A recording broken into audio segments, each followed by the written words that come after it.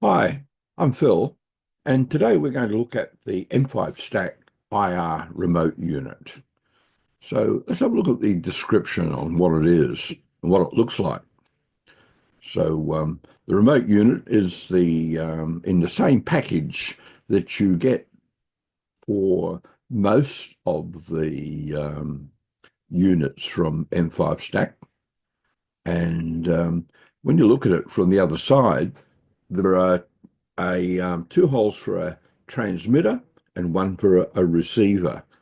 And they work in the electromagnetic spectrum, infrared radiation. And it has a black Grove socket to connect it to one of the core computers or one of the other computers like the Atom or M5Stick C.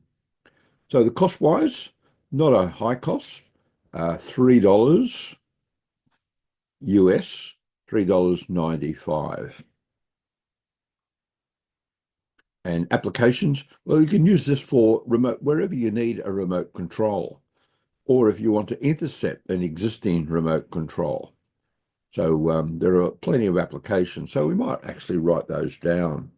Remote control of IoT devices like fans, air conditioners, and so on. Remote control of robots. And that's where I'm going to use that later on. And features-wise, well, the wavelength for infrared is 940 nanometers. And it has both a emitter and a receiver. And it will work within the range of 5 meters. You can use it with Arduino or UIFlow, and it has 2 Lego mounting holes. So specs, we've looked at most of those already. Not complicated in the electronic construction. So while I can see the in and the out, it's not very clear where it gets the input. Okay, so pin-wise, this is the allocation on the Grove socket and the pins for both the transmitter and receiver. Software-wise, you've got a choice of Arduino or UIFlow 1 and 2. So actually, my example is going to use both. We're going to use UIFlow 1 and UIFlow 2. So let's go across to the projects. This project is a unit test for a robot controller. And here's my desktop arrangement. And the program's a transmitter. It's actually a transmitter and receiver is the top one. The next one, you can pick that one or that one for the receiver. And we'll have a look at the desktop. First of all, this is on the top, we've got the units facing each other, and one's a transmitter and the other one's a receiver. And I've connected the transmitter to a joystick. So the idea on this project is that when we move the joystick, it will transmit the codes via the transmitter unit to the receiver. And there's a small Atom computer on the left, which will pick up the code and show the code on its LCD screen. And here's the emitter computer. So the coordinates are in code because we have to stick to the NEC IR protocol, and it doesn't allow floating point. We have to use integers. So my range is 0 to 5 for the range on the joystick. Not a big range, but good enough for simple control of a robot. The Y is for the Y coordinate, and the code is at the moment 2. S is for stop, which means it's going at the moment. And it's also, this emitter computer can also pick up, because it's got a emitter and receiver on the one unit. So it picks up its own transmitted code and shows you that on the screen. And here is the receiver computer. It's an Atom S3, and it's acting as a receiver at the moment, showing the address as 1 and the data as 2. So let's go and have a look at the first code. So the objective here, we'll have a look at that, is to get the joystick parameters, which are the axis X, the Y axis, and the stop status, and that's generated by a push button on the joystick, and it transmits those using the NEC protocol, and it transmits both the data and with an address. Design-wise, we're going to assign the X code to 1, and we're going to map the plus and minus range of the joystick will go to 1 to 5. And we do the same with the Y coordinates on address 2. So address 1 for our X axis, address 2 is for the Y axis, and the stop is address 3. And it's either true or false, and that will be mapped to 1 or 0. Hardware-wise, we're using M5Stack components throughout, and the computer is the core computer, and it's over here. There's the price of it and the code. And you also need either a DIN base or a base that gives you access to the other ports, because we're actually going to use this with port B, which is only available on the extended base. And units, we're going to use only the IR and the joystick. So we've got 2 units from M5Stack, and we're ready to look at the software. So we go and open up the software using UIFlow 1, and when we paint the screen, it's going to look like this. And resources-wise, we add the IR and joystick too, so that we can program that. And here's our code. So let's go across and have a look at that code now.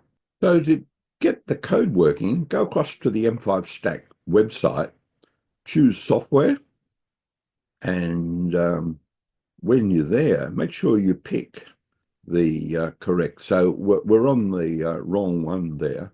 So what we want to do is go across, get software, get started for free, and now we're going to pick up UIFlow 1. And since we want to add the units, we just simply go to units and select the IR, which is that one.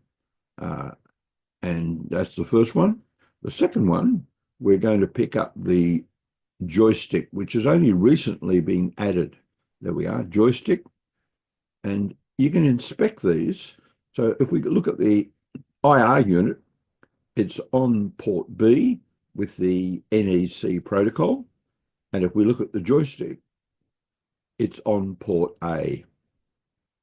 And when we go to units, we've got both the IR code and also the joystick code. And we need to paint the screen, so we just bring labels across, one at a time. We might increase the size of that, and we'll be addressing those later on. So we've had a few labels, and we might even give the program a title. Okay, so I've filled this out already, and it's available here, and we'll walk through the program. So I'll just expand that so you can see all the components in detail. At the start, we set the address of the x-axis code for 1, y for 2, and stop for 3. We initialize the joystick, and we then enter into the loop. So we go to send X, and in sending X, we actually pick up the joystick X axis coordinate and we map that to an integer. So we're taking the range of the joystick, which is quite large, and we're reducing that quite a lot, only with a range of 0 to 5. And then we show that on the screen over here at label 1. We do the same thing with Y, and also with the stop position. So we get the status of the push button, and if it's a 1 or 0, we set the code and transmit it and show it on the label. And we can also pick up both the address and the data, print them on the serial port, and also at label 9. So you can see the column on the left is for transmission parameters, and on the right is for receiving parameters. And that's the code for our transmitter. So I was quite happy with the results on that. And if we looked at the web terminal, we were able to get the address and the code on a line for each of the transmitted parameters. So we were able to get the joystick, and we transmitted those via the remote, and I was happy with the results on that. Now, if we move on to the receiver, there are two projects I've got with this one. The idea is that we're going to get the IR data with the remote control, same protocol, and the same parameters will be assigned to that. Hardware-wise, this time the computer we're going to use is the Atom Lite. So it's a very low-cost computer. So we're looking at around about $7.50 for the Lite. And the units, this time we're only going to use an IR remote. And the only function that we'll be using on that will be the receive function. And software-wise, we can also do this in the UIFlow, and we're only going to use the RGB button in the center with the RGB light. Okay, so, and that's our code. Almost not much at all, quite simple. And the results, we're able to get satisfactory results on that for both the address and the data. An alternative is similar. The only difference now is that we use a different computer that gives us a little bit more feedback. So this time we're going to use the Atom 3, a little bit more pricey. The price on that is about double what the other one is. And units, we only use the IR again.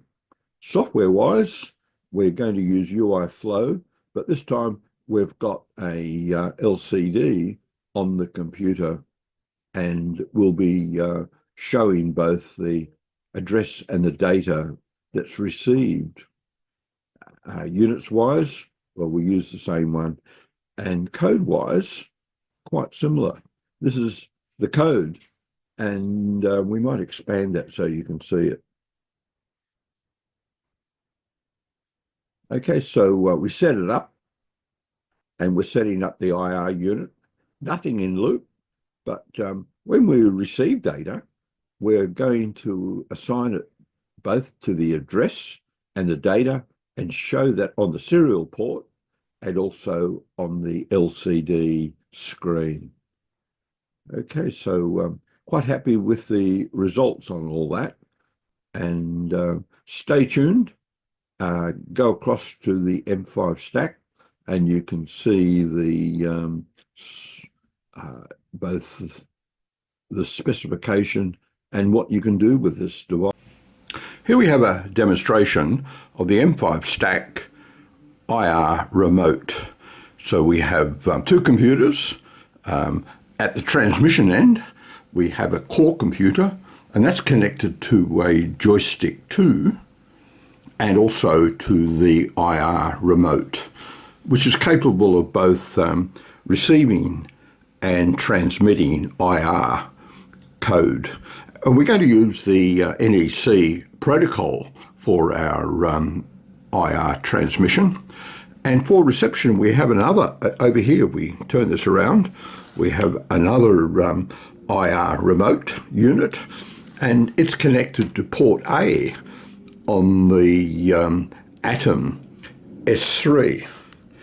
And the data that's sent is the x-axis, and we have a code for that, and also for the y-axis, and we have a press button. So if we want to stop a robot, we just press the button, and the stop is shown on the screen as 1.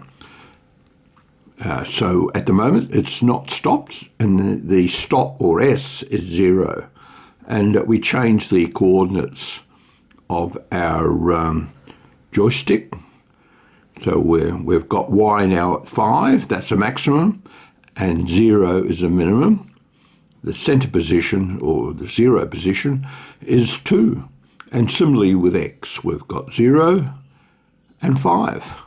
And all that data is transmitted via IR to our little screen. We can pick it up over here on the receiver end. And that's the M5Stack IR remote.